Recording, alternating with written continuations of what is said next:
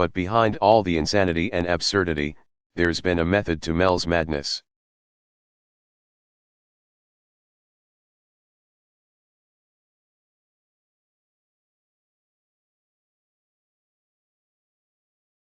He's described his work as unearthing the truth that is all around us.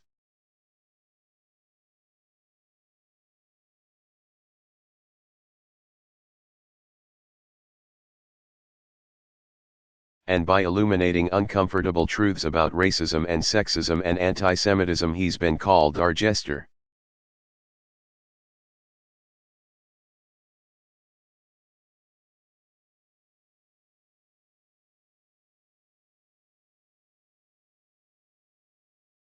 Asking us to see ourselves as we really are, determined that we laugh ourselves sane.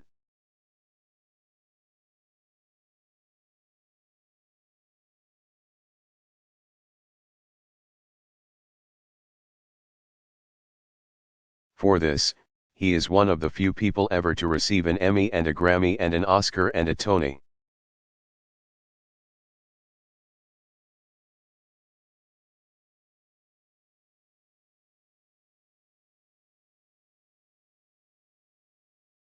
Writer, director, actor, producer, composer, for his success and for his psychoanalysis we honor Mel Brooks.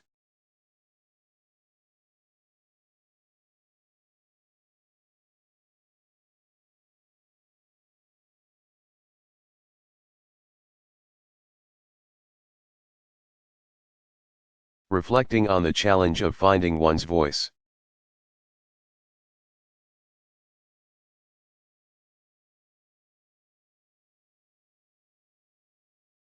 Grace Bumbry once said, "God has already planted that in your throat."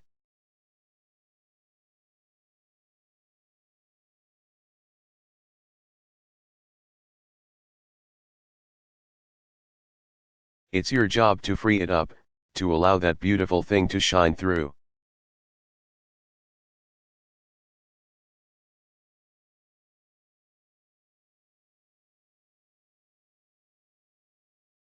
True to her name, Grace allowed her voice to shine through and touch all those within its range.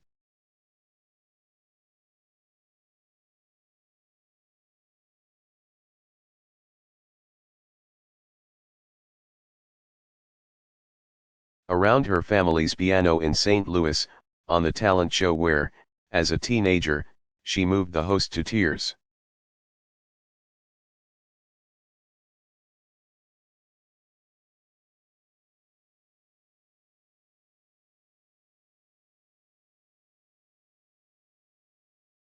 And then, after being turned away from one music school because of the color of her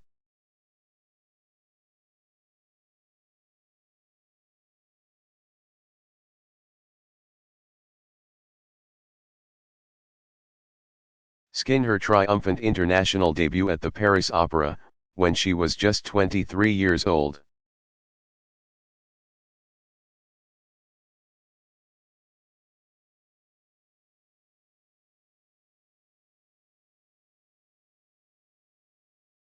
With a pitch and presence like no other, she became a global sensation.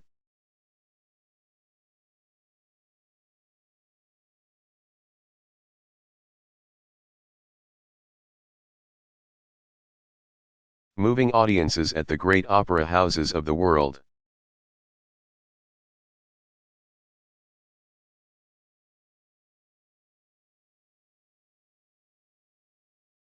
And performing here at the White House, it was said that she moved Jacqueline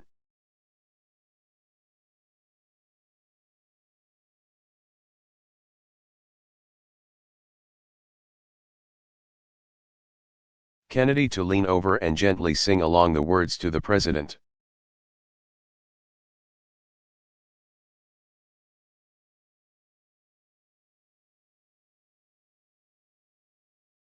Defying every expectation, Grace Bumbry then made the transition from mezzo to soprano. And over the decades that followed,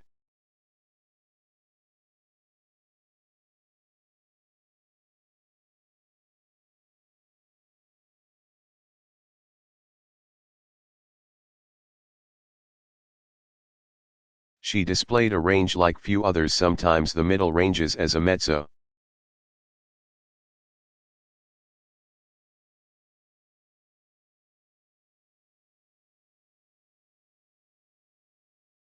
Sometimes the highs of a soprano, sometimes both in the same performance.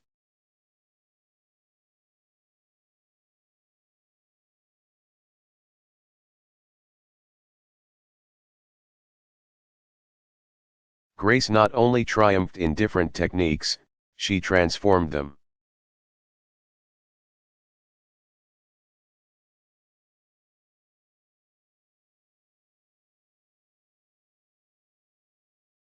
And though she gave her final operatic performance in 1997, she appears in recitals to this day.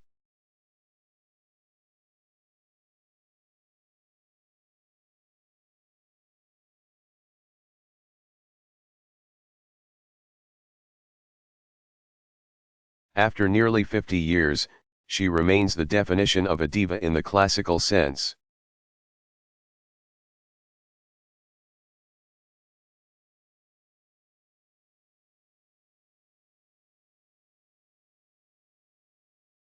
A divine voice worthy of the heavens.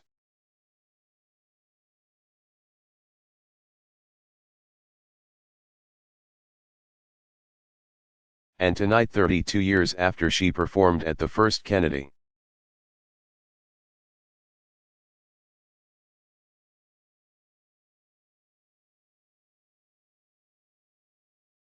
Center honors for her mentor Marian Anderson. We honor Grace Bumbry.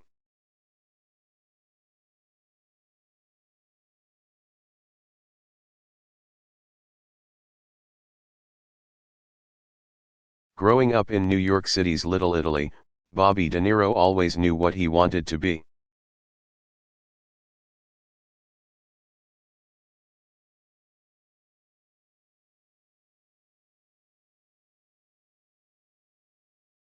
Coming home from the movies, he'd act out the parts.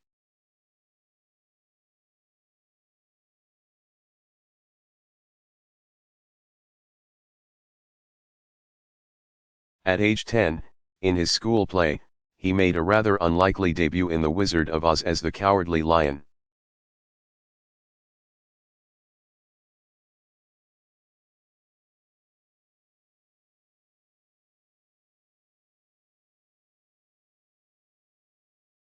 He has said, "My joy as an actor is to live different lives."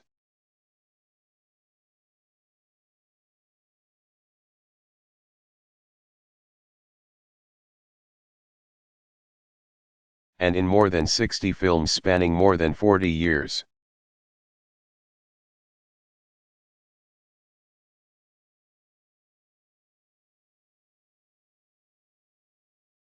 Robert De Niro has lived some of the most iconic and intense characters ever portrayed on film.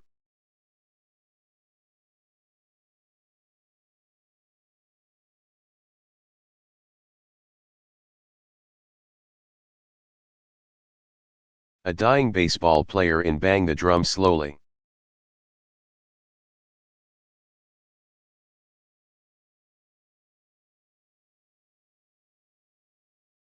A young Vito Corleone in The Godfather Part 2. A deranged taxi driver. A troubled veteran in the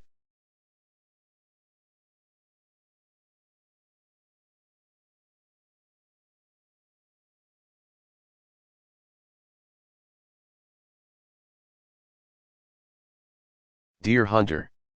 A brutal boxer in Raging Bull. A vengeful ex-con in Cape Fear. Let's hope that Martin.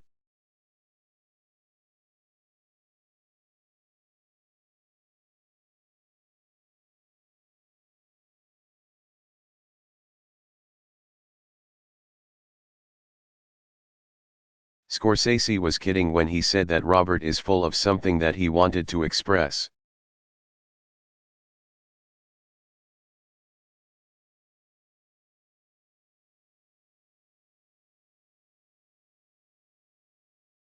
Don't worry, we did a vet on him before he came in tonight.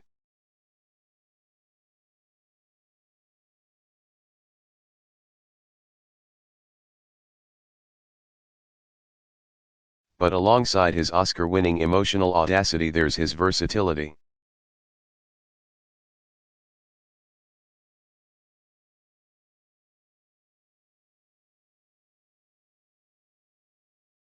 From a coma patient in Awakenings, to an ever-possessive father in Meet the Parents.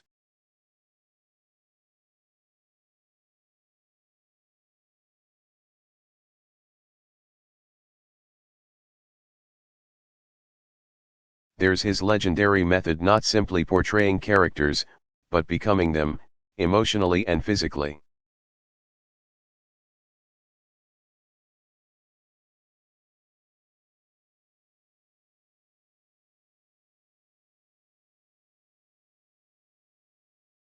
And there is his love for his city, whether it's directing films like A Bronx Tale,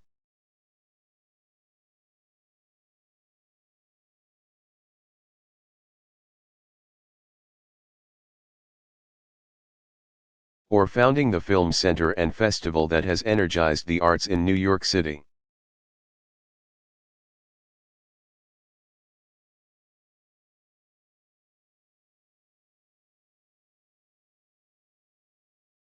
It is perhaps the great irony of his life, one of America's greatest cinematic actors is a man.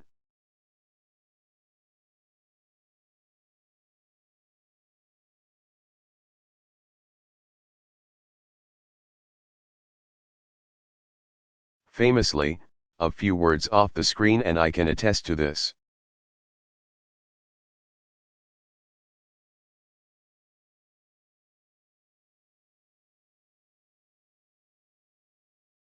So I'll simply say, thank you, Robert De Niro.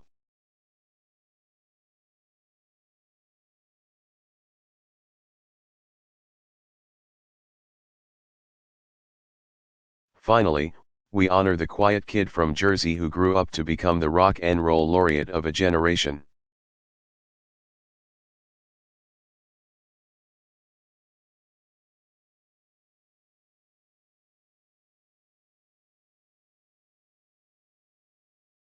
For in the life of our country only a handful of people have tapped the full power of music to tell.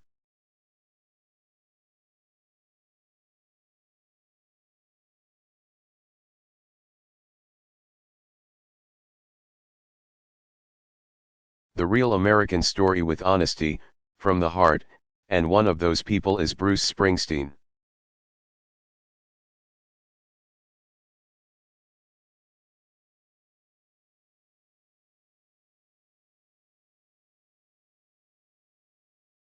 He has said, "I've always believed that people listen to your music not to find out about you.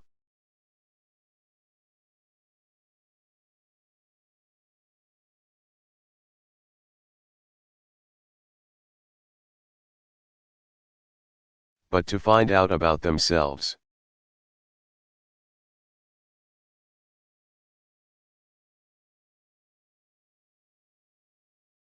And for more than 3 decades, in his songs of dreams and despair,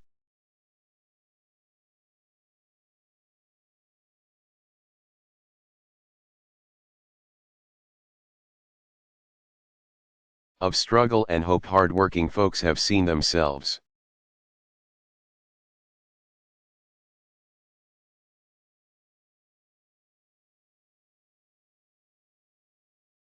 They've seen their great state of New Jersey.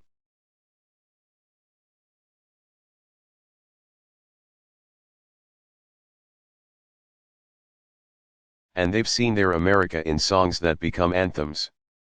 Restless kids who were born to run.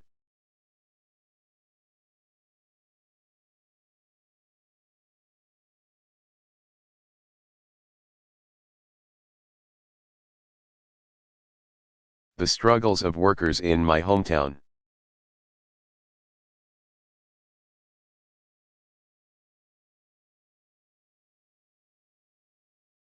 The sacrifices of vets who were born in the USA. Love and loss in streets of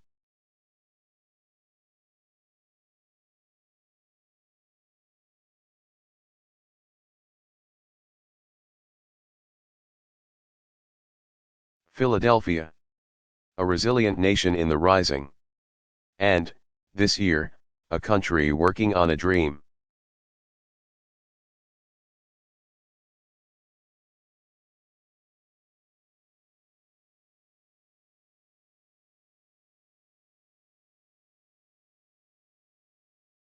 It's no wonder that his tours are not so much concerts, but communions.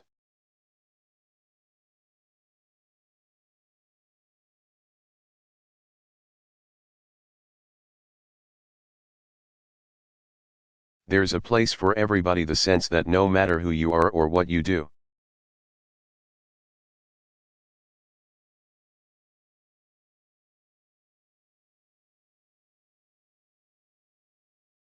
everyone deserves their shot at the American dream, everybody deserves a little bit of dignity, everybody deserves to be heard.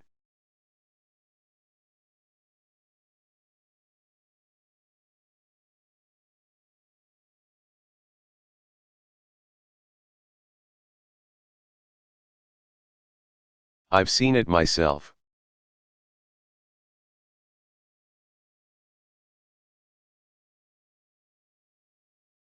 Bruce was a great fan, a great friend over the last year.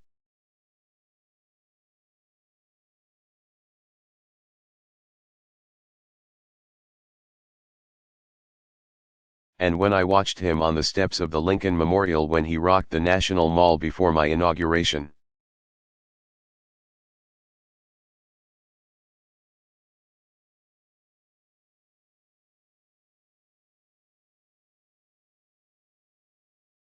I thought it captured as well as anything the spirit of what America should be about.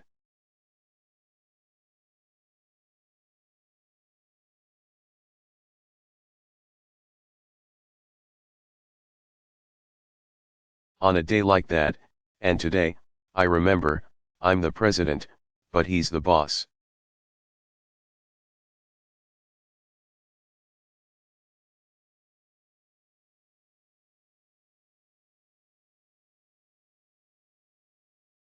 And Bruce continues to inspire, along with his house-rocking, earth-shaking E Street Band.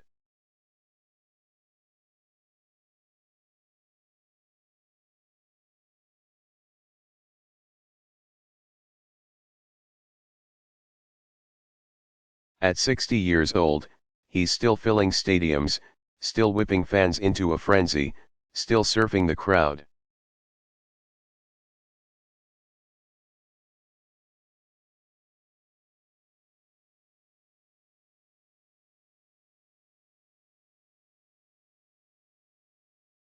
Still jumping off pianos, and still reaching new fans, and still being nominated for Grammys.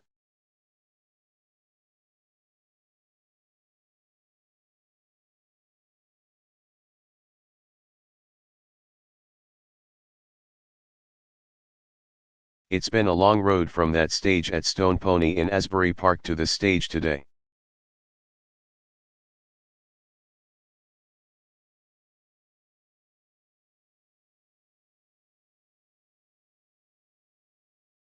But this much we know: after more than 30 years and 120 million albums sold, Bruce Springsteen is still one cool rockin' daddy.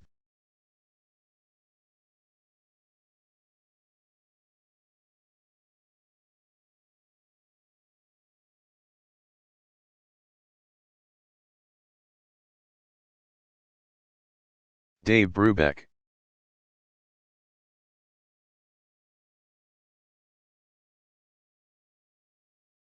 Mel Brooks, Grace Bumbry, Robert De Niro, Bruce Springsteen. Their stories are their own.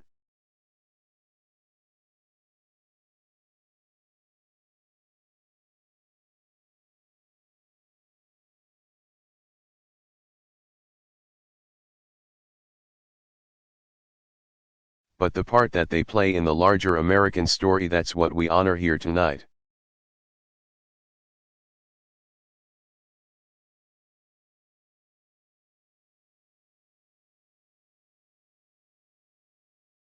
What they say is that with respect for the past, we can keep strong the traditions and values that enrich us all.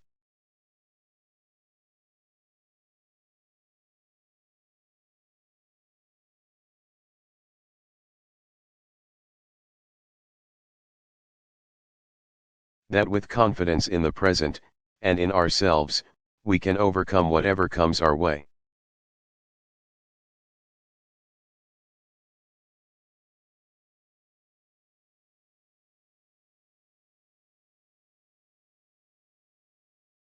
And that with faith in the future, America's greatest glory days are still to come.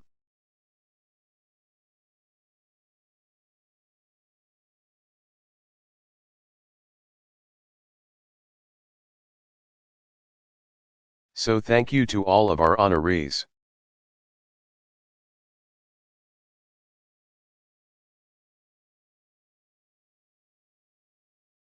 Thank you all very much for the joy and the beauty that you've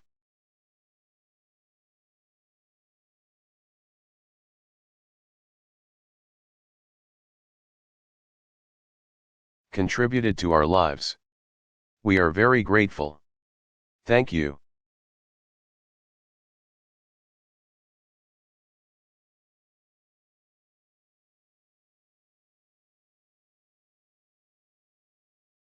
Barack Obama.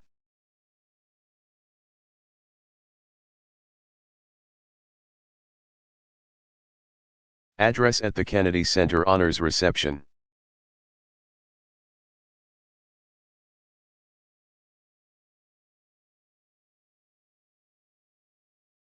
Delivered December 4, 2016, White House, Washington, D.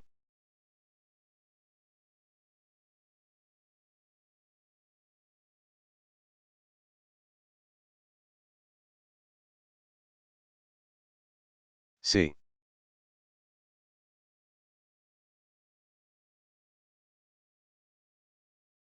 Well, good evening, everybody.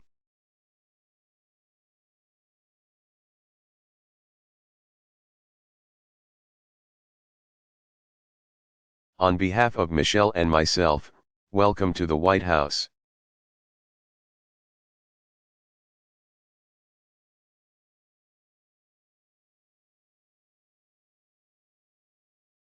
Over the past 8 years, this has always been one of our favorite nights.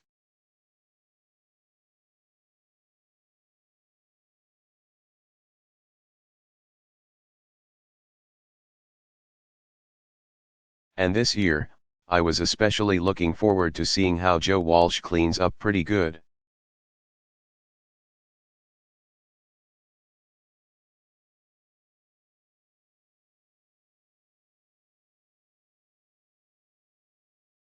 I want to begin by once again thanking everybody who makes this wonderful evening possible.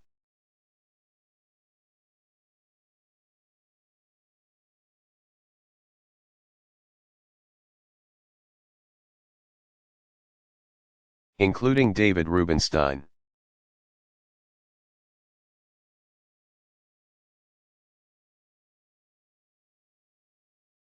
the Kennedy Center trustees, I'm getting a big echo back there, and the Kennedy Center president, Deborah Rutter.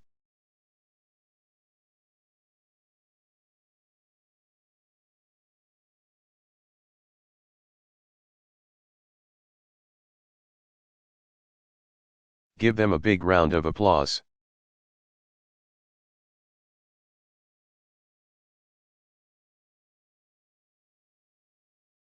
We have some outstanding members of Congress here tonight.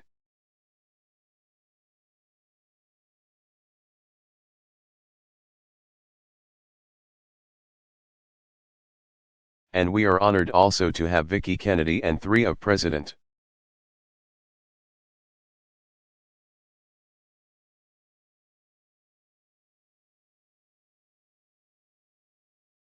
Kennedy's grandchildren with us here: Rose, Tatiana, and Jack.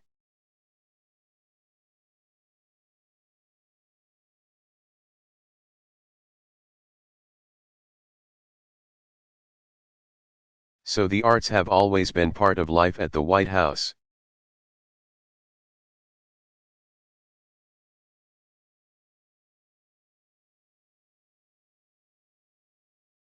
Because the arts are always central to American life.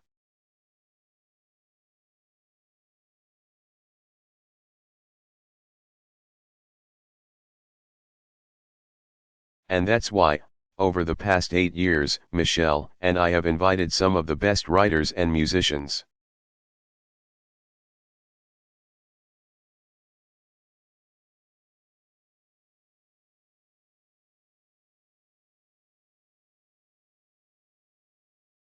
Actors, dancers to share their gifts with the American people.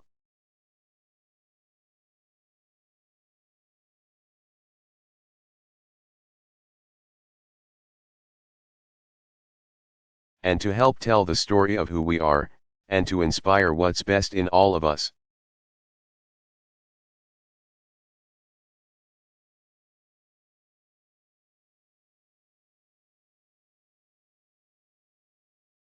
Along the way, we've enjoyed some unbelievable performances.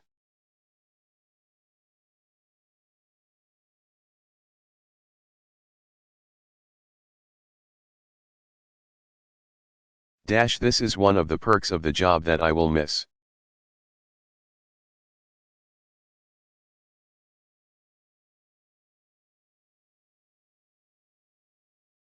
Thanks to Michelle's efforts, we've brought the arts to more young people.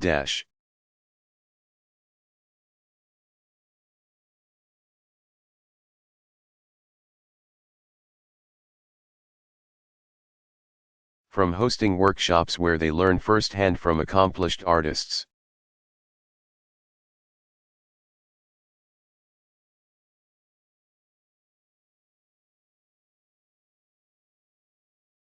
to bringing Hamilton to students who wouldn't normally get a ticket to Broadway.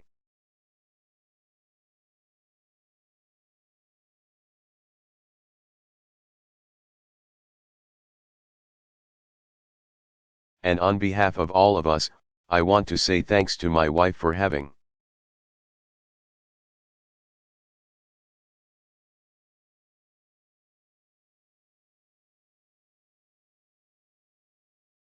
done simply. Yes. And she's always looked really good doing it. She does.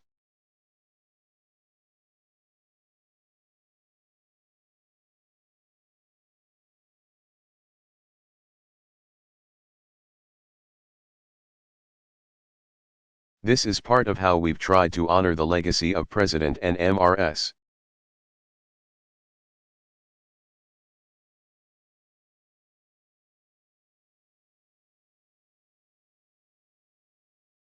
Kennedy. They understood just how vital art is to our democracy, that we need song.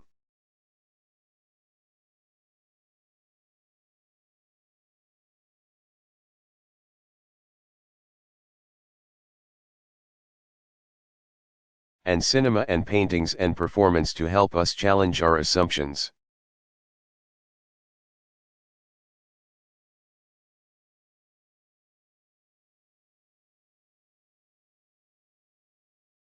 To question the way things are, and maybe inspire us to think about how things might be.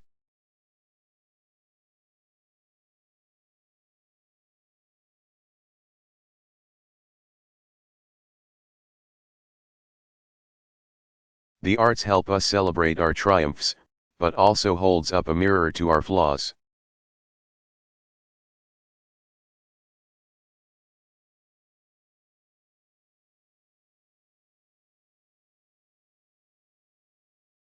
And all of that deepens our understanding of the human condition.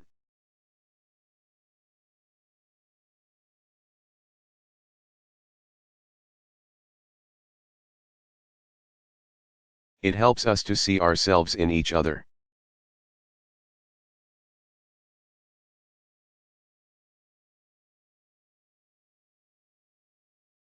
It helps to bind us together as a people.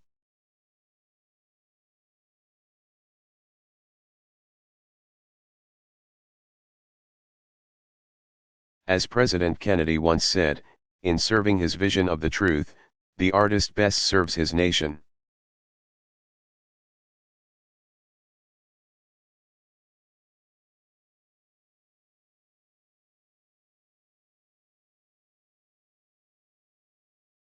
Tonight, we honor 5 amazing artists who have dedicated their lives to telling their truth.